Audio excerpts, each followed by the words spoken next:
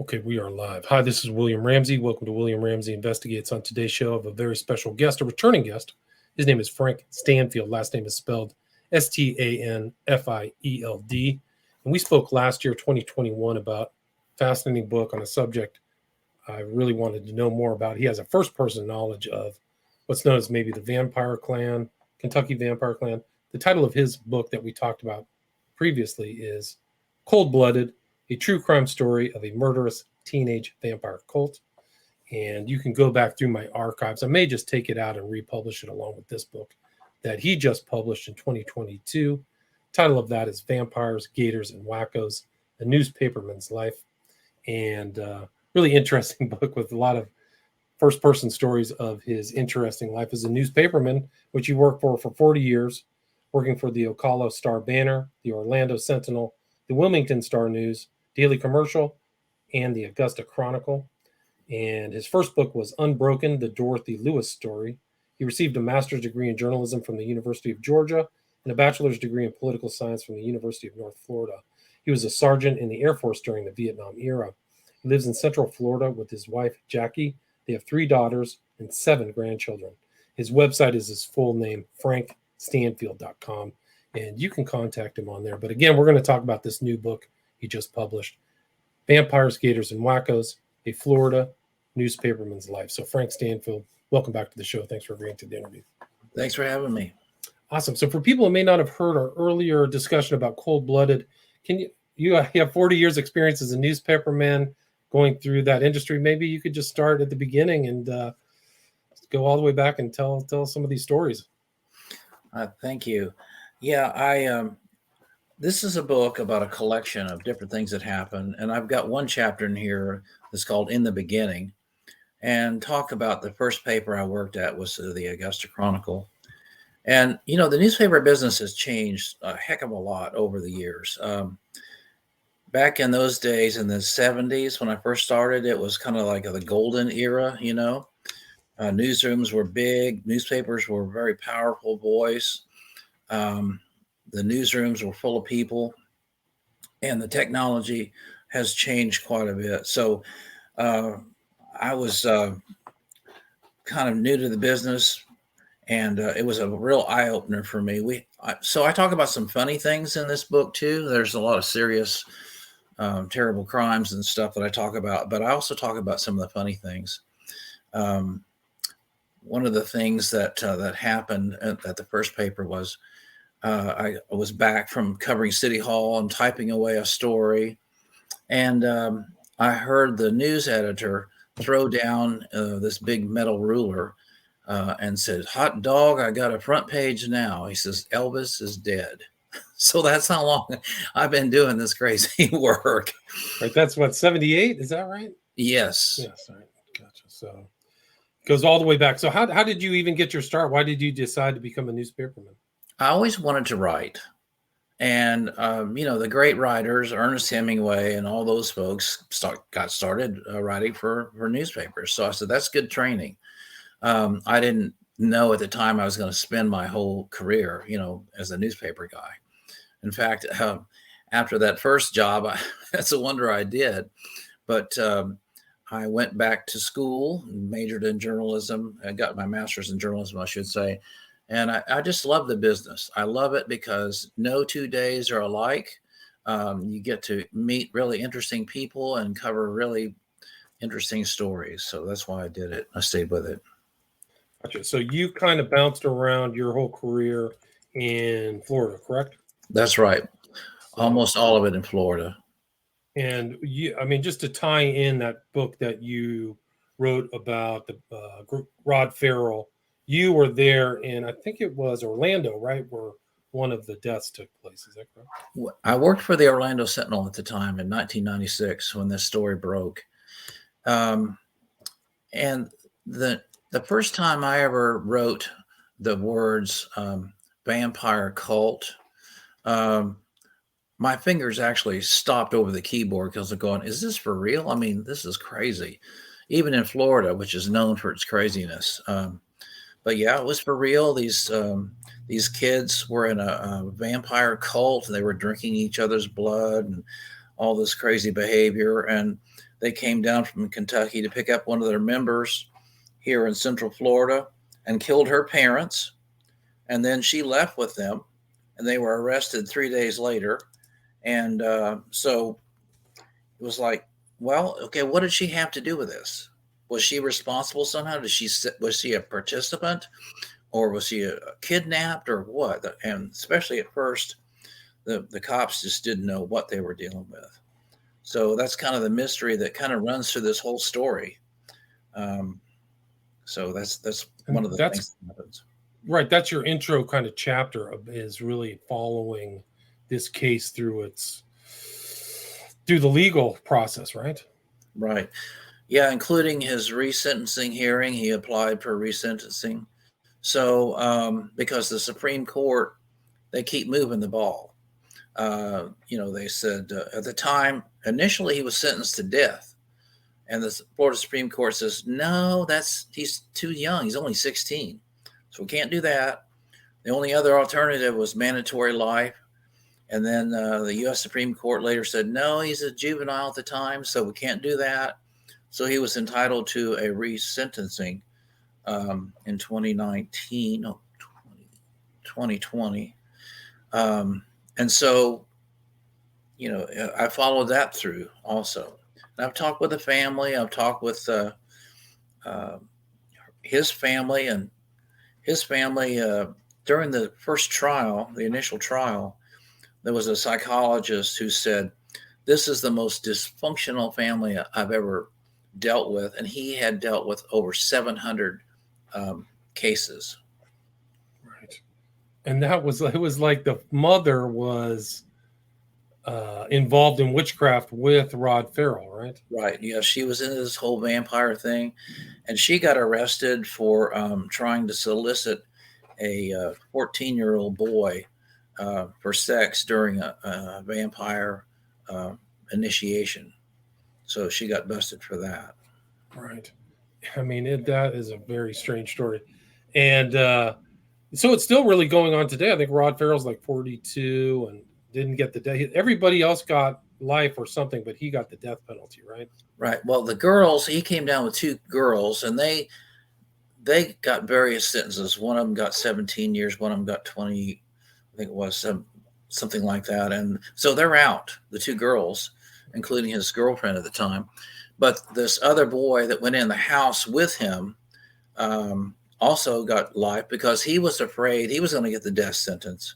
So he pleaded out and got a life sentence.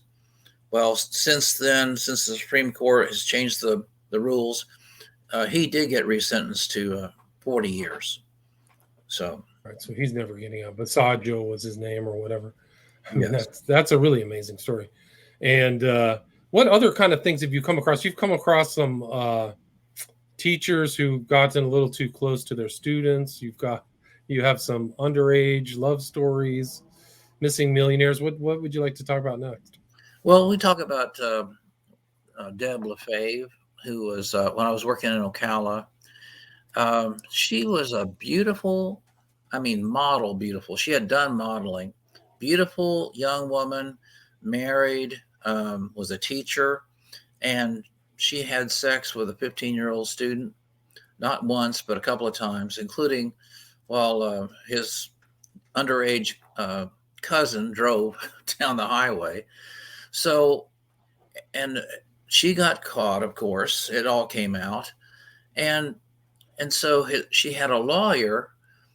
He came up with a really unique defense at one point. He says, look, she's too pretty to go to jail. It'll be like throwing meat into a lioness pit, So that got a lot of attention. She got on Dateline. She blamed the boy. It was just a complete mess. But that one made international national headlines too. It really did, because she was blonde, beautiful, and I remember seeing that on the media. How did that turn out? Did she end up in jail? What happened to her? No, because what happened was the boy's mother didn't want to go to trial because it would expose him. Like, his name would be everywhere, especially in Great Britain and the tabs and stuff.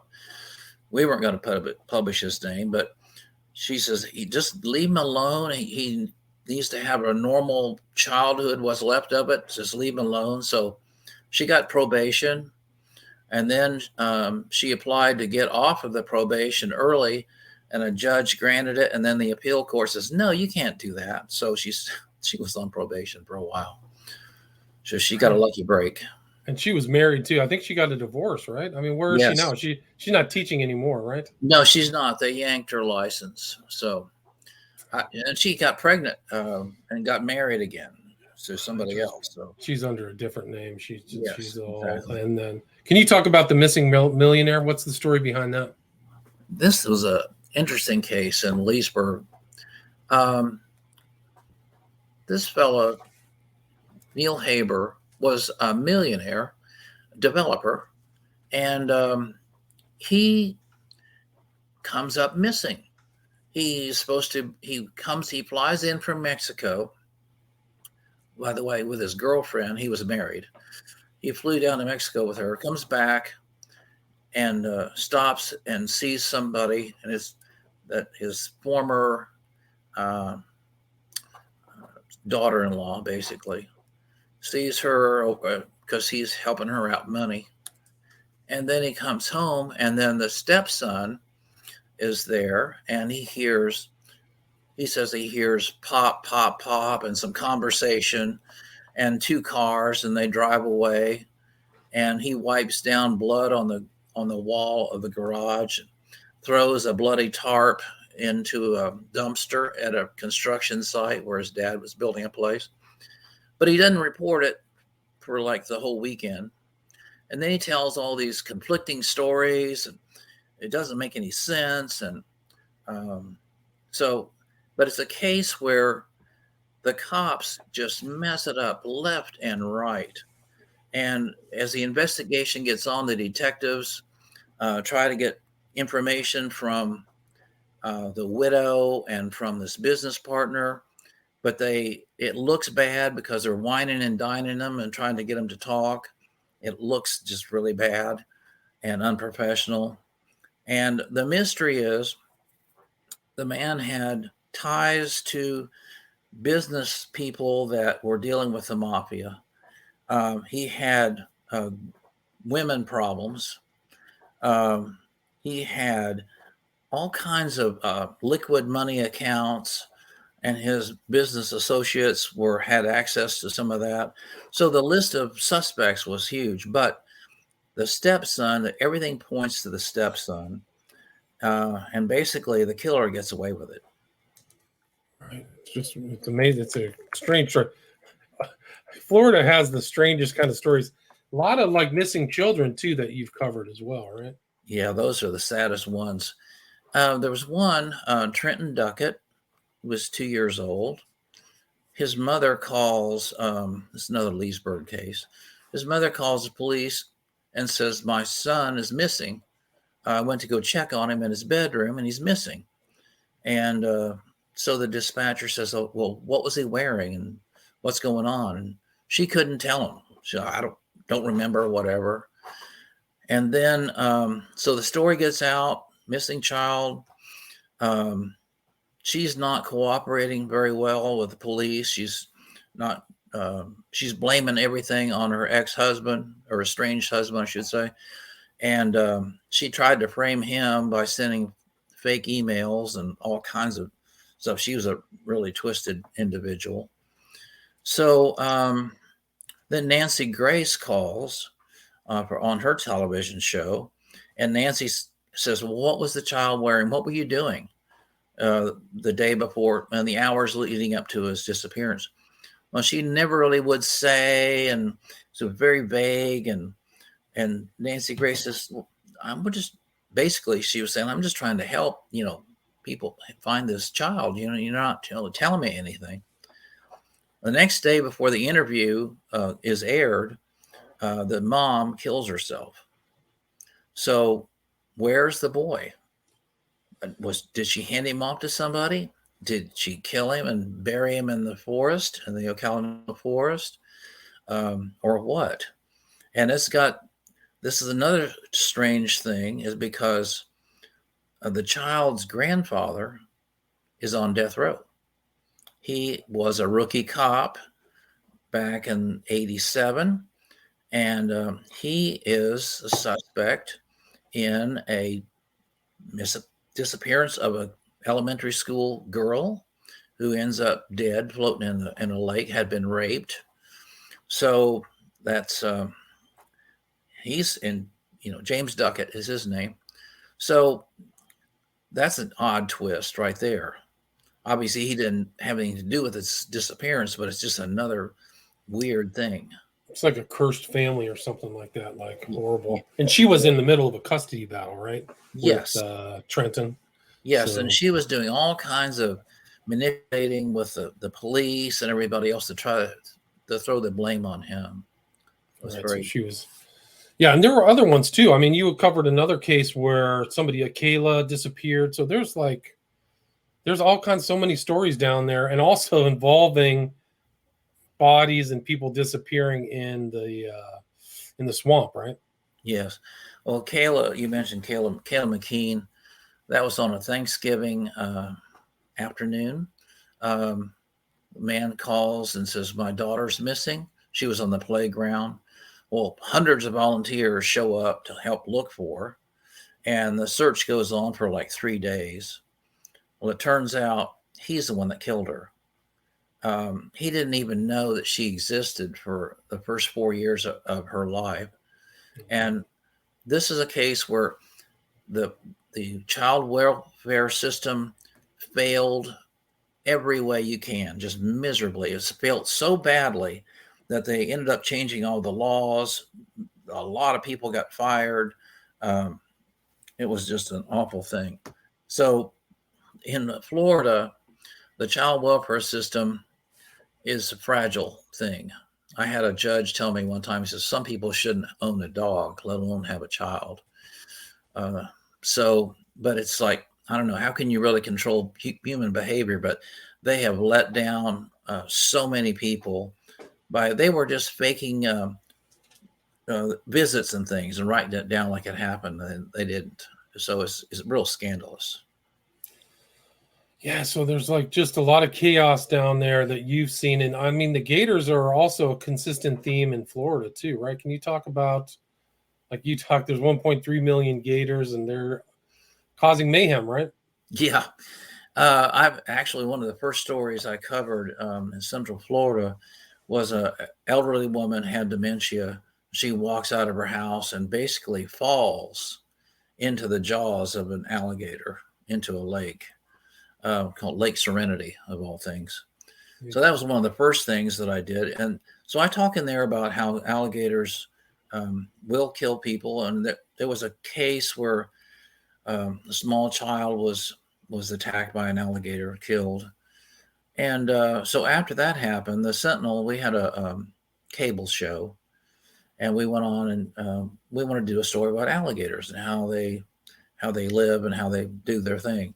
So we went out with the game and fish people on an airboat, and a 3-footer swam up to the boat, just curious, So the game and fish guy says, "You want me to catch him?" We said, "Sure." Camera's rolling, right? So he grabs him and holds him, and we're filming, and I'm asking questions, and the wind is blowing us out into the middle of the lake, and there's like thousands of alligators in this lake, Lake Griffin. So we get out kind of in the middle of the lake and we're done. And he said, "Well, I can't let him out here because he'll be eaten by the bigger alligators." So he says, "Here, you hold him." I'm going, "Say what now?"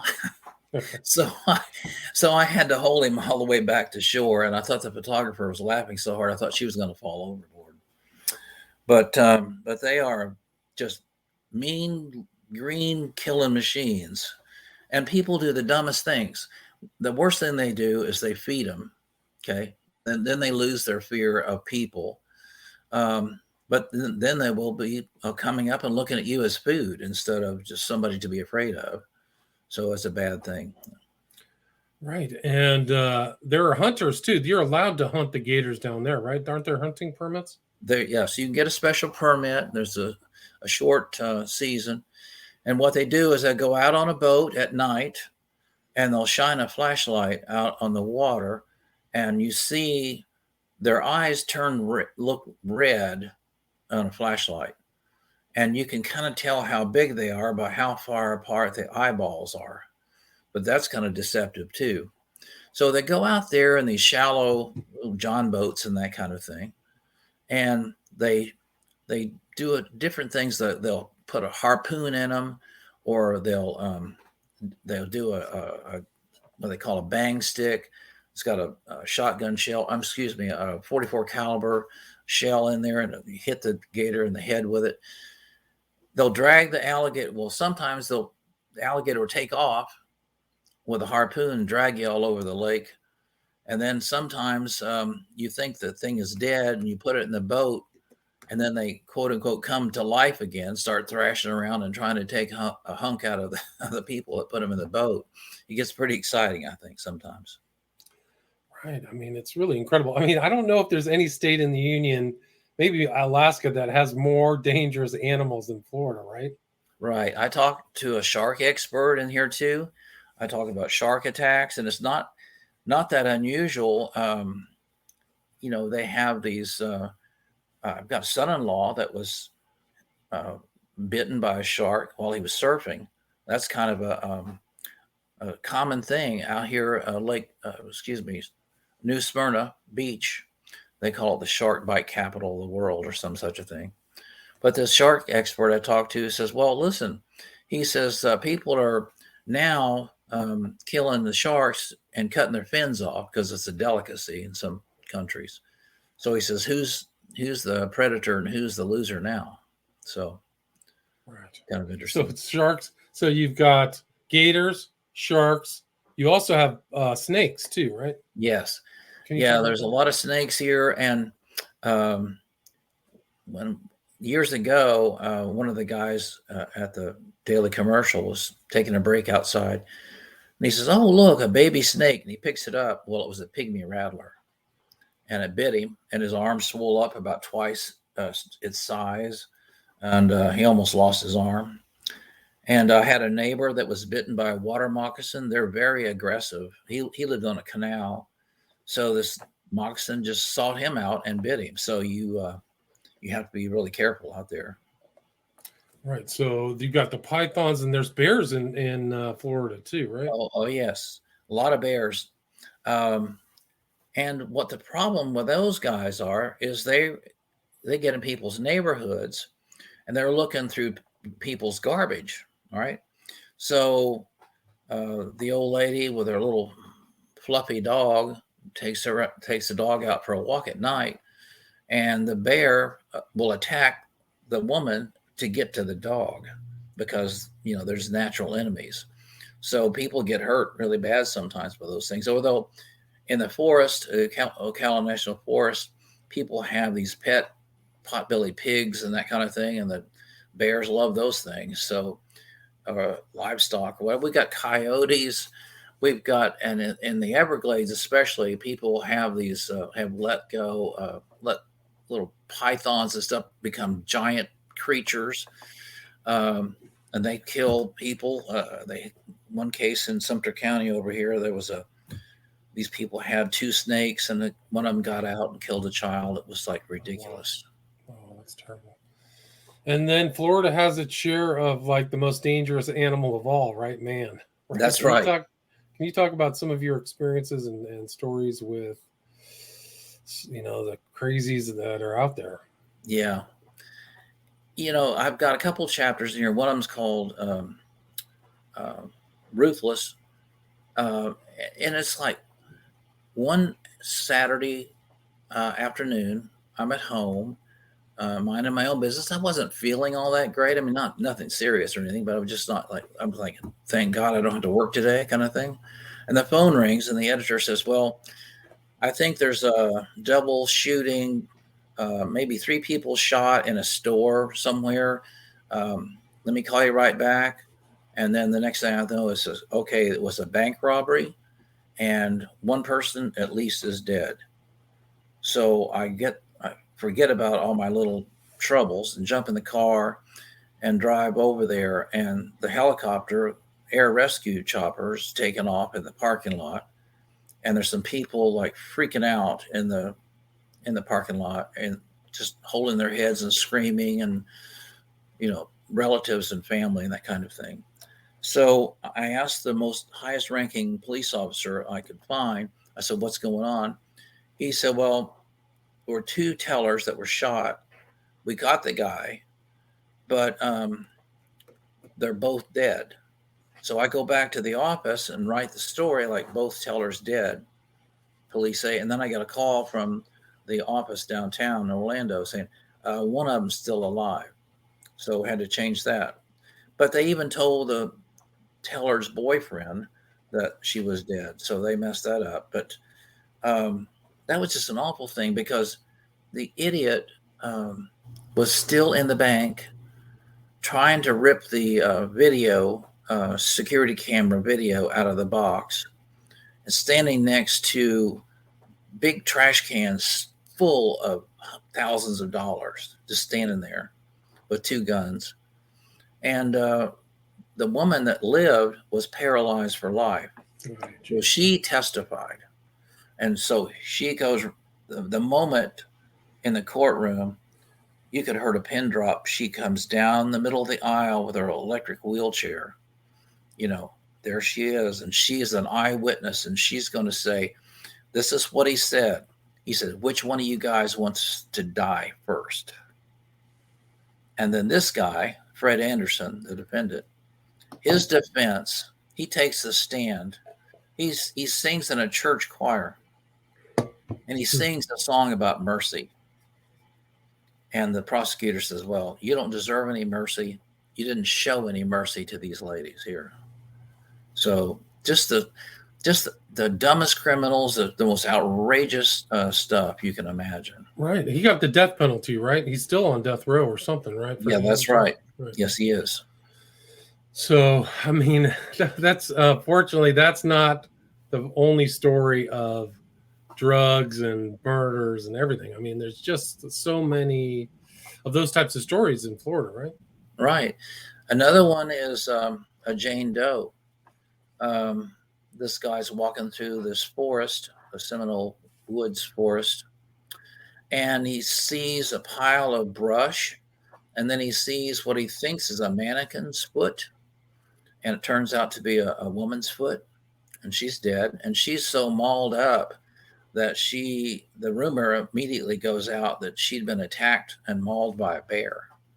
Well, she wasn't, because when the crime scene people get out there, he says, well, no, this person that killed this lady was not a bear, right. A different kind of killer, a man. And the killer had posed the woman to point her finger towards some place on her body where a broken bottle was jammed in, and it was just awful. She'd been tortured.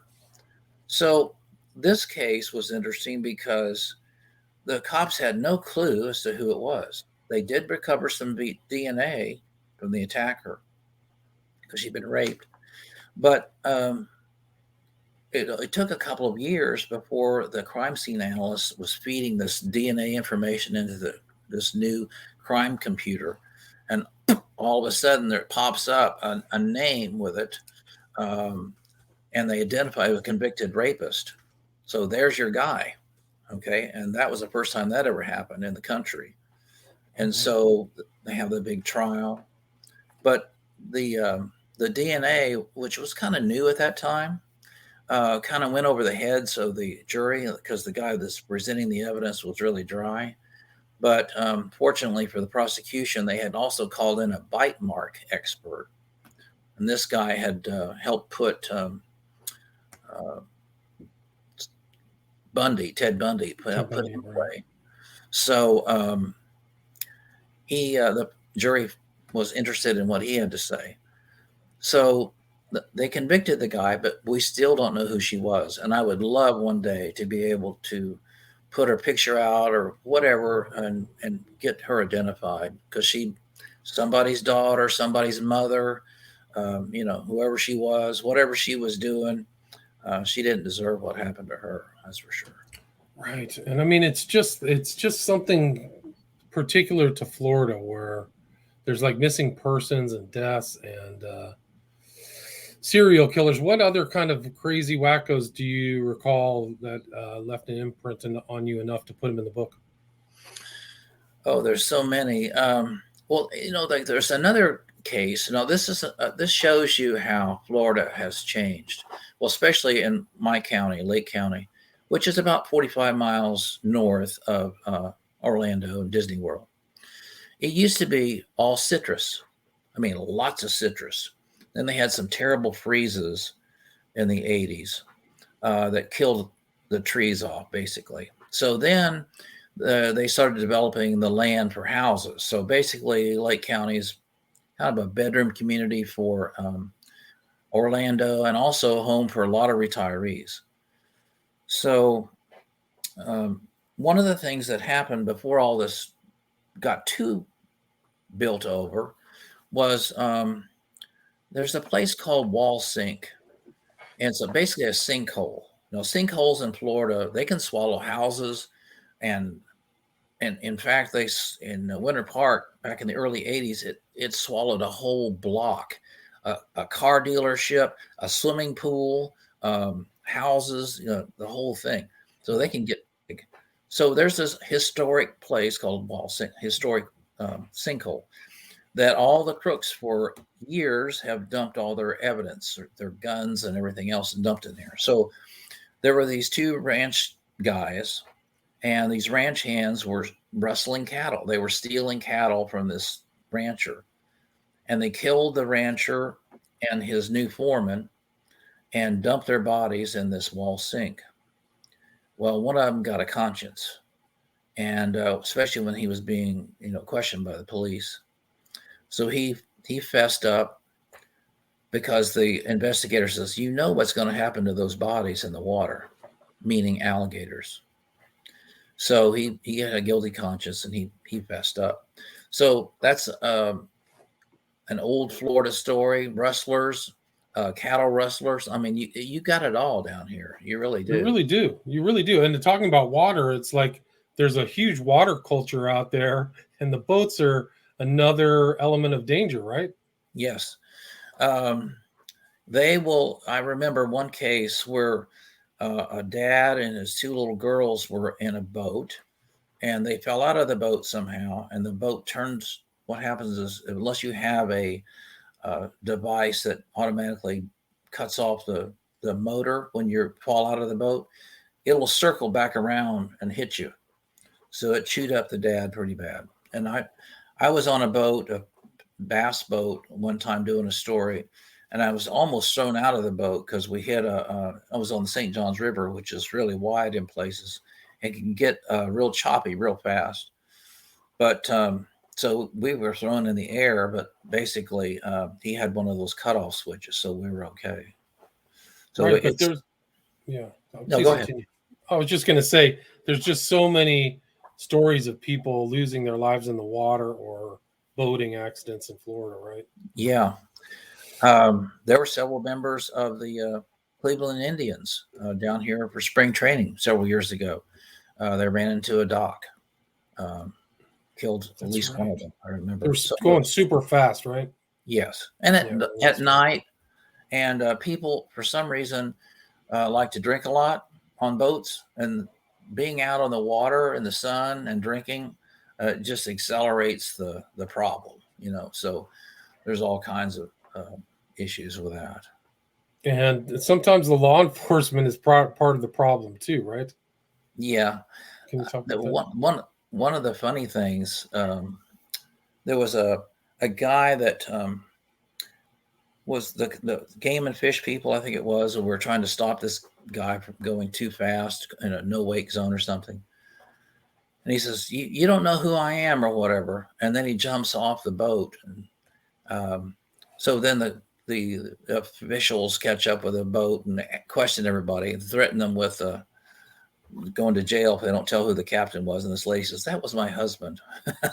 So they caught him. So, yeah. So there's a lot of, just being in Florida for 40 years at a newspaper, you're probably just never bored, right? Never. Yeah. And really, hate to say it.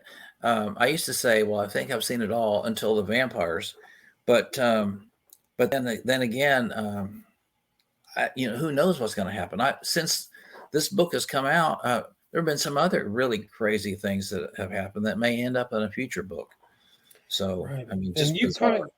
you kind of went through, like you talked about at the intro of this discussion, kind of the heyday, and then the newspapers kind of lost their importance with the rise of the internet, right? So Yeah, they were some of those, slow. The business was slow to get into the internet.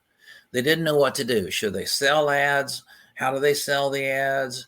Should they charge for subscriptions or not? And all that business. And they got overtaken. And there've been so many layoffs and shrinkages and so on. It's just unfortunate. And really it's bad because newspapers cover City Hall and all those important things, tax increases and all that the TV people don't cover. yeah, Not those like beat kind of reporters used to be on the ground. There's kind of citizen reporters that do it now, but they don't have the backing of that local newspaper, that used to do all the stuff. Maybe in a big city they are, but in the smaller towns, a lot of those they're all shrank. They all got smaller and smaller. Yeah, and they're not trained, and they've got an axe to grind too. Social media is like a landmine out there. Oh yeah. So Twitter is just a bunch of people screaming at each other. So yeah, it's like the character of it all has really kind of changed. it is. Frank, is there anything you'd like to add, or anything I missed, or anything you'd like to kind of wrap up with about what other people can see in this book when they get it, Vampires, Gators, and Wackos? Well, I hope they see that the not only just the strange, Florida man, kind of thing, but I'd also talk in there about how the police, some of them are heroes and some of them are dogs. I talk about a case where they tried to cover up a homicide. I got a tip that it was somebody that didn't die of natural causes. So I did investigative stories and got the victim dug up, and a guy confessed and was convicted of murder. So it's interesting what goes on out there. You really gotta put your thinking cap on. And I've just been blessed really to be in this business because, like I say, I don't know where else you could have such an interesting everyday life. Right, everyday life. And there's a lot in this book. I think it's over 500 pages, at least the Kindle version that I went through. So there's a lot of different stories in this book. There's It's also indexed, yeah. yeah, it's a hardcover, paperback. Where do you recommend people get Vampires, Gators, and Wackos? You can get it on Amazon, or you can get it from the publisher, which is Wild Blue Press. And also, I have a website, frankiestanfield.com, that I have blogs on there and so on. I talk about different things. I talk about writing, and I talk about the importance of people being involved. So some interesting things out there. Right, and your website, your full name, Frank E. Stanfield, right? Right. That's right. FrankieStanfield.com. And I'm on Facebook and Twitter. So people can find you, Frank E. Stanfield Field, on Twitter, Facebook. Again, the title of the book, really fascinating. Vampires, Gators, and Wackos, a Florida Newspaperman's Life by Frank Stanfield. Thanks so much for your time. Thank you. Take care. Stay there.